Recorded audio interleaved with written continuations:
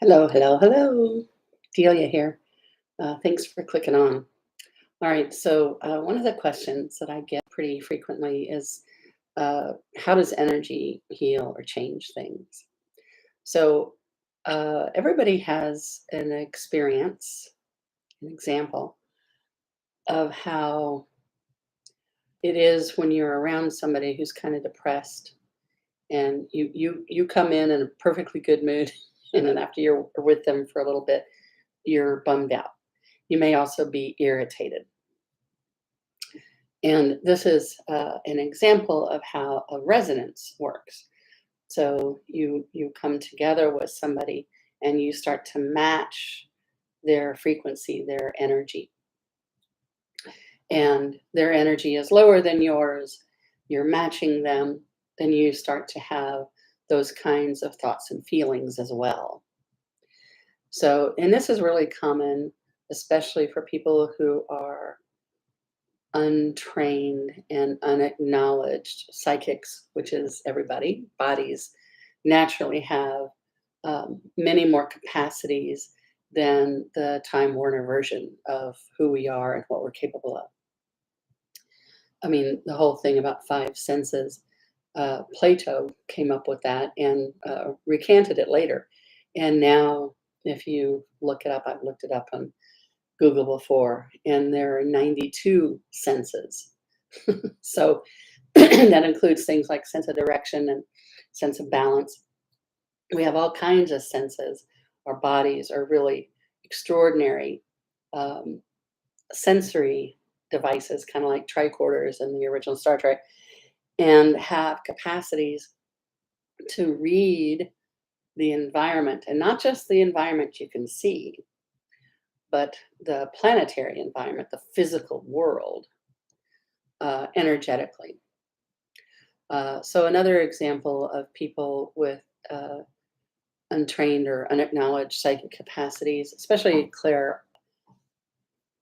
sentient, second chakra, clear feeling. The biggest example I have in my own life that was clearly marked was there was a tsunami in, I don't know, 2004. And I was in psychic training. I was in a spiritual school at the time. And we all came together as we did weekly for our classes and meditations and stuff. And someone brought up that there was a tsunami on the other side of the world. This is 2004, which means that we didn't all have cell phones yet. That was not till 2010. And so you would not find things out in the middle of the night because your phone woke you up with a notice. Anyway, so we all got together and discovered that there was this tsunami going on the other side of the world in Thailand. And in a room full of psychics, of course, we're all feeling very wonky and emotional and sad and crying, and had been for a few days. And the teacher was explaining how, as energetically aware beings, even if you don't have a story that says that's what you are, um, when something like that happens, there's a lot of seismic stuff that's happening in the physical world on the planet. But then also there's like the spiritual side, the non-physical side of things, which is all of those people who died in that tsunami psychically, not their body personalities. Their body personalities were as oblivious as anybody else's, but psychically, energetically, spiritually, spiritual just means non-physical. Their higher self was aware of what was going on. This was part of their plan. This is part of what they were here to do. Because when a lot of people leave the planet at the same time, it has a different effect than when we die one by one. And sometimes there's these watershed moments when there's a collective consciousness shift, and it's not a physical thing. It's not a cognitive thing. I mean, it is a physical thing. People die, But energetically, from a bigger perspective, it's not the same as um, the story of you're born, you live, and you die. So you go from nothing to having a life to being nothing. That's not what this is about at all. As an energetic being, as a spiritual being, you're um, part of everything in the universe, and you've had tons of lifetimes and memories and um, abilities and capacities, and then you get excited and you say, oh, well, let's go onto the planet and take a body and we'll play that game for a while.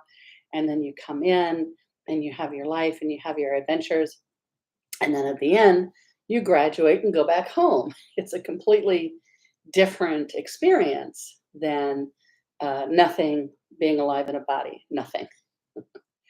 And when large groups choose spiritually, not body personality, to leave in these mass ex leavings, like from natural disasters and such, it actually has a cleansing effect for the rest of the collective consciousness. And so it's a big deal, as you can imagine. So psychically aware people or energetically aware people, whether they are knowingly psychic or not, will have will feel the effects of a big change like that, before the time comes, as well as in the moment and then after.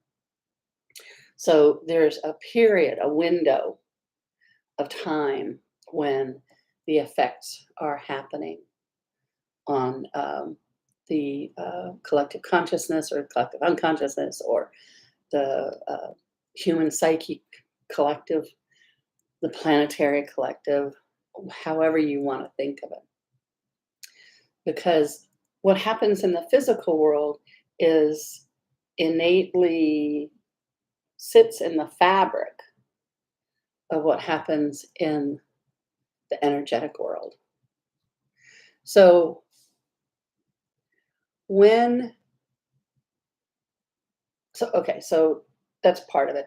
In the regular world, or in the Time Warner version of the world, we're pretty much taught these days that everything has to go through the brain and everything has to go through vocabulary, has to go through language. And there's a lot of reasons for this.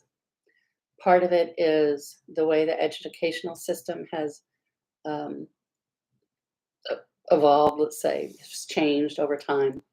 And, um, you know, some many years ago, there would be a lot of essay questions, and you'd have to answer by extrapolating and thinking on your feet about what the answer was. Now, this is a very challenging thing to grade because it's up to the teacher has to read it and then make a judgment call on your comprehension and all kinds of stuff. And with the kind of militarization of education, they wanted to micromanage and take all of that out of it. And so we've ended up with things like multiple choice answers. And if there is any kind of a thinking measurement, it's usually something like you read a paragraph and then there's a question, and you have to use the same vocabulary as in the paragraph, which is really mimicry. It's not actual learning. So there's just a lot of different my brain just had a little burp. Um, Hang on just a second. I can't pause. Okay. So when you're in a vibration, when you're in a mood, and somebody else is in a different mood, you have a choice. You can either mimic them, meet them, vibrate at their rate, um, or they have a choice. They could vibrate at your rate. They could change their mood. And if neither of you are particularly conscious of those kinds of things, it can just kind of fumble around. Or whatever the unspoken agreements are in your relationship, who's the leader, who's the follower, who's the dominant, who's the not dominant, are going to just take over. Not everything goes through, here it is, not everything goes through the analyzer, not everything goes through vocabulary, not everything goes through the brain. If you had a pie chart, what goes through the analyzer and vocabulary would be just a thin sliver of the whole pie. We have 92 senses that science can track. We have capacities and abilities way beyond what we're told that we do. And we all know this is true because we tend to justify or pretend we're not aware of something. It's really common to pretend you're not aware of something. It's exhausting to do that, but that's kind of how we've been taught to fit in and to manage the world. So you're aware of things that you don't have vocabulary for.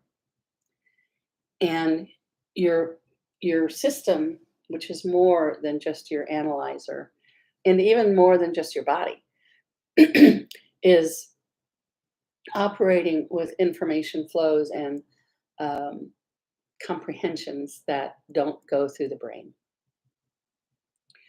This is true about your whole energetic being, because we're not just biochemical, we're also electromagnetic. And so what happens in that vibratory rate, in that electromagnetic range, affects the physical world, because all atoms and molecules sit in, they float in, they rest in the space between. The Star Wars calls this the Force. I really like that. And so all of the cells and the atoms are resting in this force, in this space between. Science tells us that, matter, solid matter, is 99.9% empty space. And that empty space is not an absence. It's an absence of molecules. It's an absence of thing. It's a no thing, but it does have consciousness. And that consciousness is imbued in every cell and molecule. And it's the space between cells and molecules where our infinite selves resides, our true self. Body personality lives in the cells and the atoms. But the spark that animates your body personality, that gives you mobility and identity and intelligence and animates your physical body, that's your spirit, your non-physical, your infinite self, which is the same stuff or lack of stuff as the Force. So when we have a stuck part, something that happened that hurt our feelings, or we made some decisions and conclusions about the way life is, about the way other people are, about what we are, what's possible, what's not possible.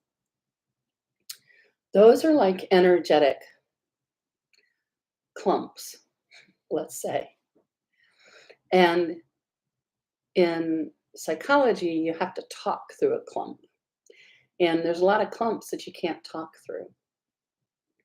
In a lot of traumas, for instance, what'll happen is there's a physically traumatic thing is going on, and you, infinite being, spirit, pop out. So a lot of people who have trauma will recount, they remember as though seeing what was happening from up above.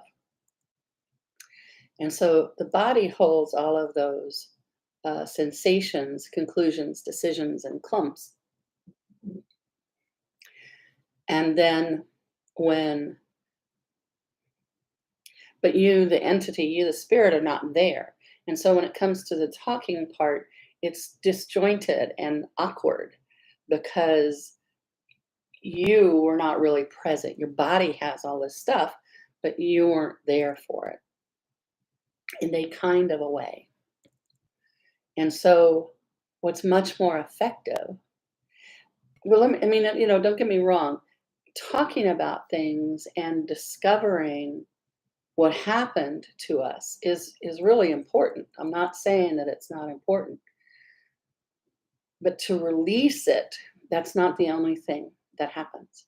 To release the energy, you can do that energetically.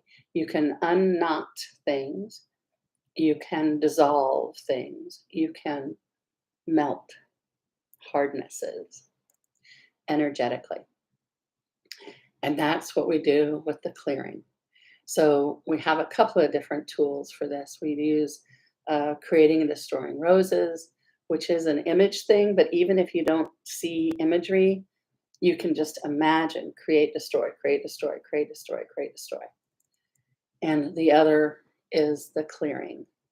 And there's a variety of ways to do clearings. The clearing statement, the one that I use is destroy, de-story, right? You're just going to take the story apart and disintegrate, which is, again, taking things out of where they've been, and erase, which is a really powerful clearing.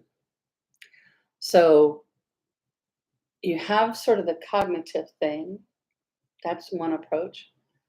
But even then, it only goes so far because it doesn't account for the all of the other aspects of being human. Because there's much more to us than the Time Warner version of parts and cells and atoms and five senses. So how using energy works for healing and change is like magic because it doesn't fit into the Time Warner explanation of how we operate. And it completely encompasses the all of us, which is much, it's like the difference between five senses and 92 senses. We're so much more than the little grocery list of what we're told we are. And the best way to really experience it, to find out if it's true or not, is to use the tools, is to use the clearings, to use the create and destroy roses. The more you use these tools for your own benefit, for your own healing, for your own prosperity, the more you become aware of who you are and how you operate, which is totally different than what the story of you, especially from somebody else, is. So when I talk about magic, as if by magic, and I talk about magic and miracles, I'm specifically talking about this transformation, this immediate, the possibilities are right here, right now. And you can take, 10 years of talk therapy and not move the stone. And then you can have an energetic healing session and move the stone in 15 minutes and never have to deal with it again. And there's a lot of possibilities in between those two. So I personally have had my life completely transformed with energetic tools and energetic awareness and doing this kind of energy work for many, many years. And it's transformative, it's enlivening. I've seen thousands of people make phenomenal changes in their lives. I've seen people release physical ailments that have been bothering them for decades. I've seen people go from being really, really, really, really upset about the same thing over and over again to not really giving it any thought. So it really depends on, I mean, you're kind of the magical ingredient.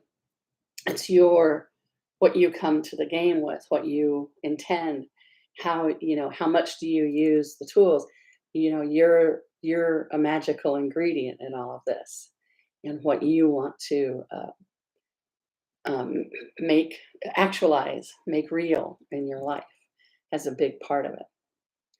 So that's a little brief encapsulation of how the energetic tools work. And I hope you found it useful. And I look forward to talking to you next time. Bye.